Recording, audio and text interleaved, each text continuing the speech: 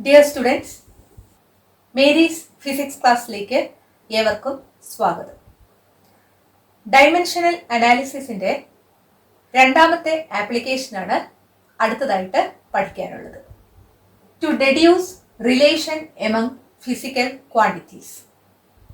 Physical quantities തമ്മിലുള്ള relation കണ്ടുപിടിക്കുക, അല്ലെങ്കിൽ ഒരു ഫിസിക്കൽ ക്വാണ്ടിറ്റിയുടെ എക്സ്പ്രഷൻ ഡിറൈവ് ചെയ്യുക. ഇവിടെ ഒരു പ്രോബ്ലം തന്നിട്ടുണ്ട്. Kinetic energy of a particle depends on mass and velocity.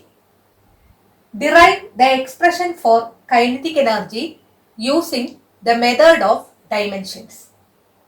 Kinetic energy മാസിനെയും വെലോസിറ്റിയെയും ഡിപ്പെൻഡ് ചെയ്യുന്നു എന്ന് പറഞ്ഞിട്ടുണ്ട്.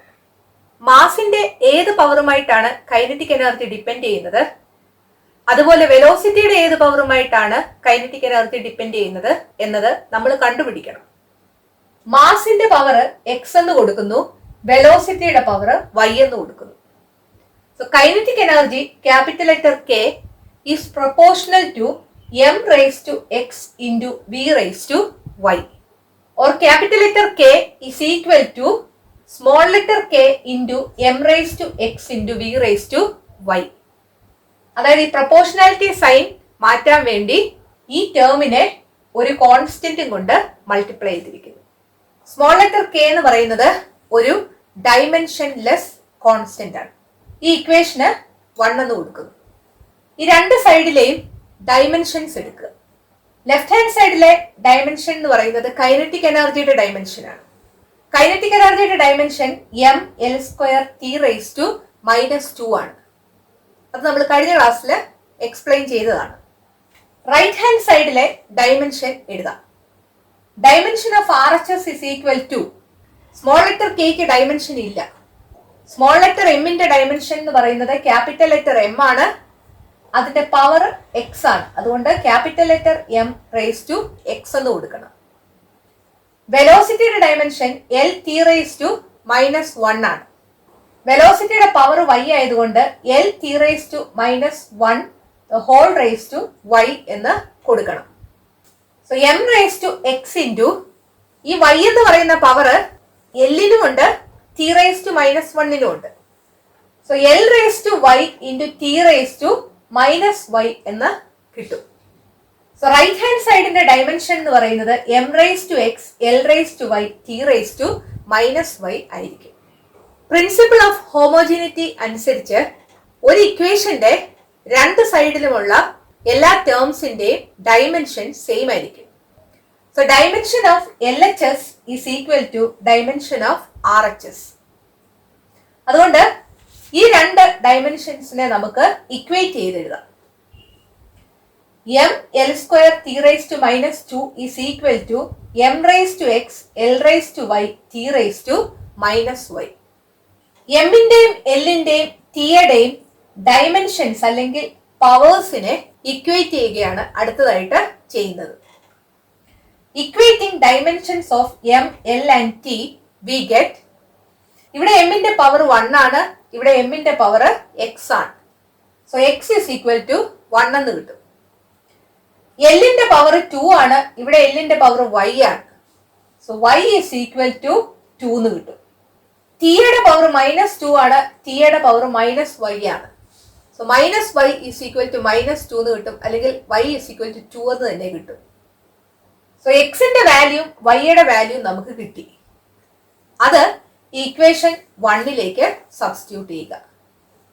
So substituting the values of X and Y in equation 1 we get capital letter K is equal to small letter K into M raise to 1 V raise to 2 എന്ന് കിട്ടും.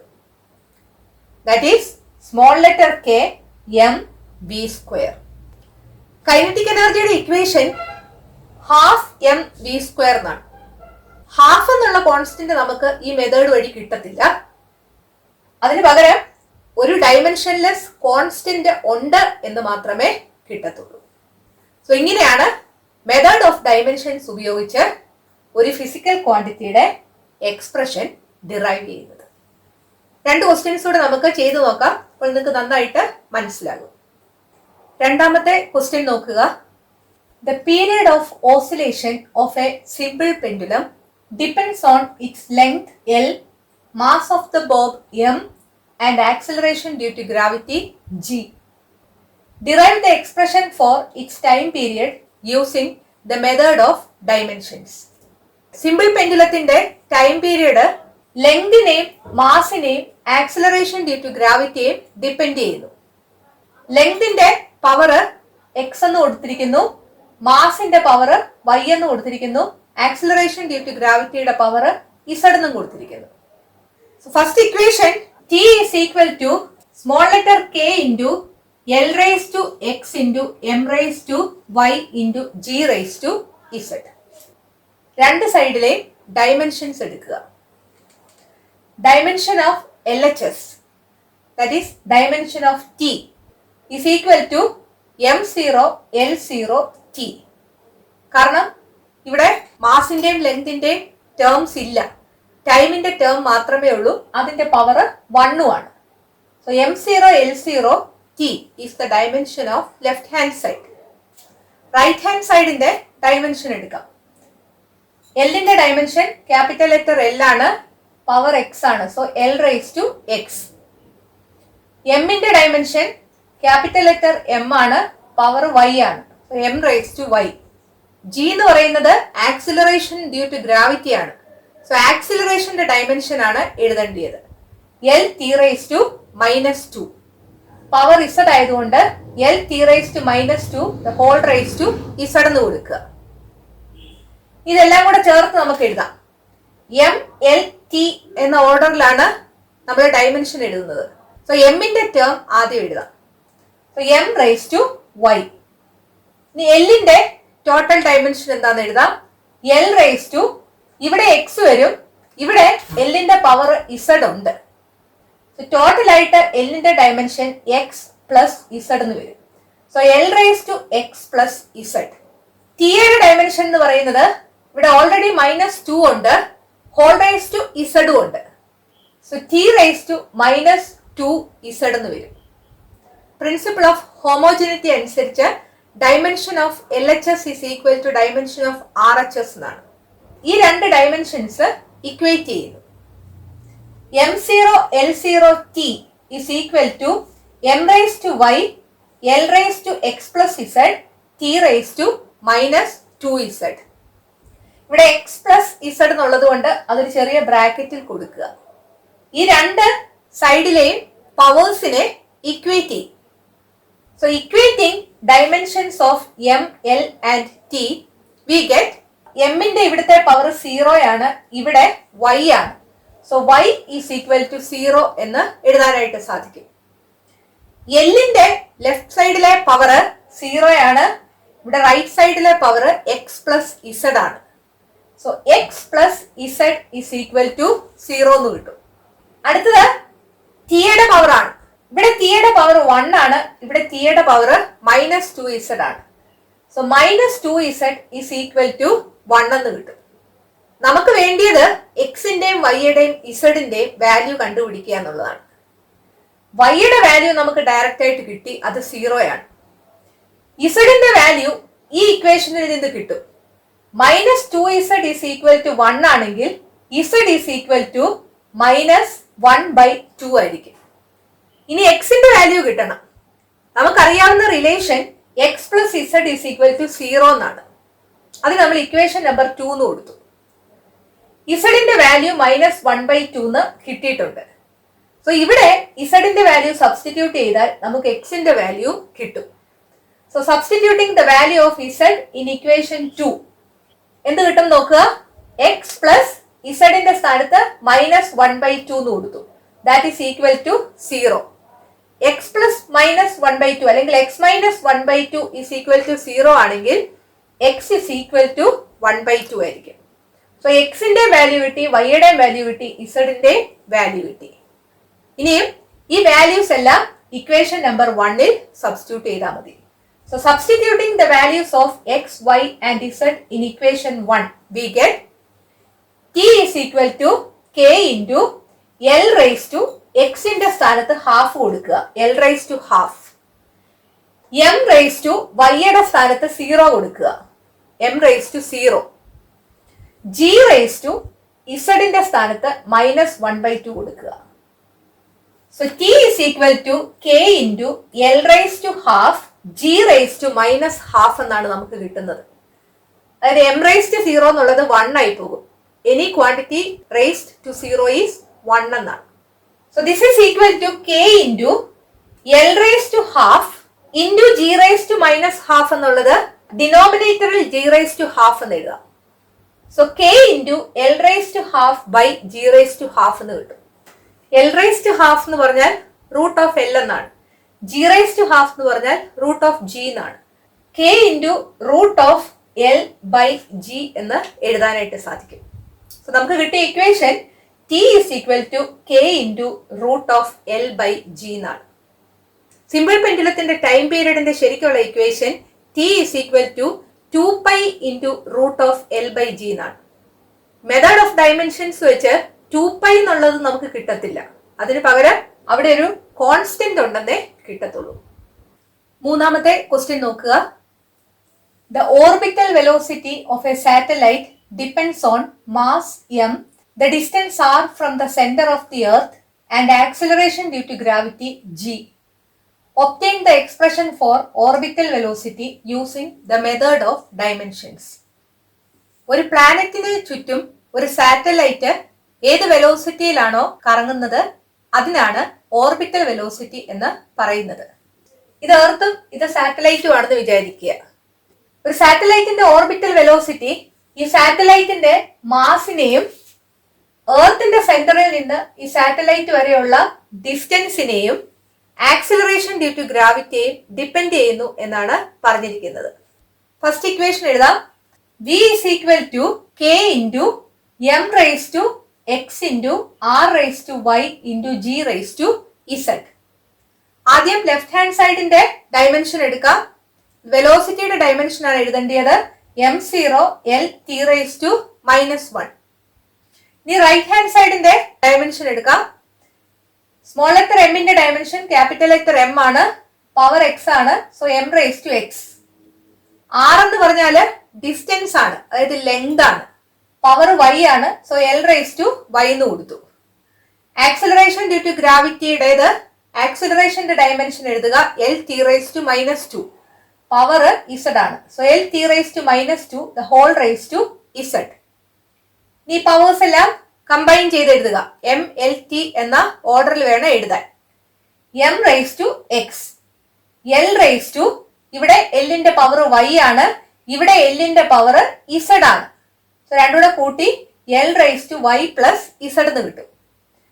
T raise to ഇവിടെ -2 ഉണ്ട്, whole raise to Z ഉണ്ട്. T raise to -2z എന്ന് വരും. Principle of homogeneity of dimensions അനുസരിച്ച് dimension of L H S is equal to dimension of R H S. അതുകൊണ്ട് ഈ രണ്ട് ഡയമെൻഷൻസിനെ നമുക്ക് ഇക്വേറ്റ് ചെയ്യാം. m0 l t raise to -1 is equal to m raise to X L raise to Y plus Z T raise to -2z. അടുത്തായിട്ട് നമ്മൾ ചെയ്യുന്നത് ഈ പവേഴ്സിനെ ഇക്വേറ്റ് ചെയ്യുകയാണ്. So equating the dimensions of m, l and t we get, ഇവിടെ m ന്റെ power എന്ന് പറയുന്നത് 0 ആണ്, ഇവിടെ m ന്റെ പവർ x ആണ്. So x is equal to 0 എന്ന് എഴുതാം. l ന്റെ പവർ ഇവിടെ 1 ആണ്, ഇവിടെ l ന്റെ പവർ y plus z എന്നാണ്. So y plus z is equal to 1 എന്ന് എഴുതാം. ഇവിടെ t യുടെ പവർ -1 ആണ്, ഇവിടെ t യുടെ പവർ -2z ആണ്. So -2z is equal to -1 എന്ന് എഴുതാം. ഇവിടെ നിന്ന് നമുക്ക് ഇസഡിന്റെ വാല്യൂ കിട്ടും. Z is equal to -1 divided by -2 എന്ന് കിട്ടും, അല്ലെങ്കിൽ 1/2 എന്നാണ് കിട്ടുന്നത്. ഇസഡിന്റെ വാല്യൂ ഇക്വേഷൻ നമ്പർ 2 സബ്സ്റ്റിറ്റ്യൂട്ട് ചെയ്യുവാണെങ്കിൽ വൈയുടെ വാല്യൂവും കിട്ടും. So substituting the value of Z in equation 2 we get y plus Z that is half is equal to 1. Therefore, y is equal to 1 minus half എന്ന് കിട്ടും. 1 minus half എന്ന് പറഞ്ഞാൽ half ആണ്. So y യുടെ value നമുക്ക് half എന്ന് കിട്ടി. So x ന്റെ വാല്യൂ 0, z ന്റെ വാല്യൂ 1/2, y യുടെ വാല്യൂ 1/2. ഇനി ഈ വാല്യൂസ് എല്ലാം ഇക്വേഷൻ നമ്പർ 1ലേക്ക് സബ്സ്റ്റിറ്റ്യൂട്ട് ചെയ്താൽ മതി. So substituting x, y and z in equation 1, we get b is equal to k into m raised to x 0 ആണ്. So 0 എന്ന് കൊടുക്കുക. r raised to y എന്ന് പറയുന്നത് ഹാഫ് ആണ്. So ഹാഫ് എന്ന് കൊടുക്കുക. g raised to z എന്ന് പറയുന്നതും ഹാഫ് ആണ്. So ഹാഫ് എന്ന് കൊടുക്കുക. So b is equal to k into m raised to 0, r raised to half, g raised to half എന്ന് കിട്ടും. m raised to 0 എന്ന് പറയുന്നത് 1 ആകും. r raised to half എന്ന് പറഞ്ഞാൽ റൂട്ട് ഓഫ് r ആണ്. g raised to half എന്ന് പറഞ്ഞാലും റൂട്ട് ഓഫ് g ആണ്. സോ അത് രണ്ടും കൂടെ ചേർത്ത് നമുക്ക് k into root of R G എന്ന് എഴുതാനായിട്ട് സാധിക്കും. സോ ഓർബിറ്റൽ വെലോസിറ്റിയുടെ ശരിക്കുള്ള equation root of R G എന്നാണ്. ഈ കെയുടെ വാല്യൂ 1 ആണ് ഇവിടെ. മെത്തേഡ് ഓഫ് ഡയമെൻഷൻസ് ഉപയോഗിച്ച് ഒരു ഫിസിക്കൽ ക്വാണ്ടിറ്റിയുടെ എക്സ്പ്രഷൻ കണ്ടുപിടിക്കാനായിട്ട് സാധിക്കും. ഡൈമെൻഷണൽ അനാലിസിസിന്റെ ലിമിറ്റേഷൻസ് എന്തൊക്കെയാണെന്ന് നോക്കാം. ഒന്നാമത്തേത്, dimensionless constants cannot be obtained by this method. Method of dimensions ഉപയോഗിച്ച് കൈനറ്റിക് എനർജിയുടെ ഇക്വേഷൻ ഡിറൈവ് ചെയ്തപ്പോൾ k is equal to small letter k mv² എന്നാണ് നമുക്ക് കിട്ടിയത്. പക്ഷെ ശരിക്കും കൈനറ്റിക് എനർജിയുടെ equation k is equal to half mv² എന്നുള്ളതാണ്. ആ ഡൈമെൻഷൻലെസ് കോൺസ്റ്റന്റിന്റെ വാല്യൂ നമുക്ക് കിട്ടത്തില്ല എന്നുള്ളതാണ് ഡൈമെൻഷണൽ അനാലിസിസിന്റെ ഒന്നാമത്തെ ലിമിറ്റേഷൻ. രണ്ടാമത്തെ ലിമിറ്റേഷൻ നോക്കാം. It can check only the dimensional correctness of an equation. The exact relationship between physical quantities in an equation cannot be obtained by this method. ഈ method ഉപയോഗിച്ച് ഒരു ഇക്വേഷൻ ഡൈമെൻഷനലി കറക്റ്റ് ആണോ എന്ന് മാത്രമേ നമുക്ക് കണ്ടുപിടിക്കാനായിട്ട് സാധിക്കത്തുള്ളൂ. x is equal to x0 plus b0 t plus half at² എന്ന ഇക്വേഷൻ ഡൈമെൻഷനലി കറക്റ്റ് ആണ്. നമ്മളിത് ചെയ്തതാണ്. ഇവിടുത്തെ ഓരോ ടേംസിന്റെയും ഡയമെൻഷൻ എടുത്താൽ അതെല്ലാം സെയിം ആയിരിക്കും. പക്ഷെ ഈ ഇക്വേഷനിൽ ഹാഫ് ഇല്ലെന്ന് വിചാരിക്കുക.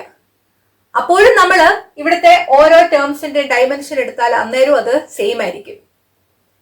അതായത് ഡൈമെൻഷനലി കറക്റ്റ് ആണോ എന്ന് മാത്രമേ നമുക്ക് കണ്ടുപിടിക്കാനായിട്ട് സാധിക്കത്തുള്ളൂ. ആക്ച്വലി അത് കറക്റ്റ് ആണോ എന്ന് കണ്ടുപിടിക്കാൻ ഈ മെത്തേഡും കൊണ്ട് സാധിക്കത്തില്ല.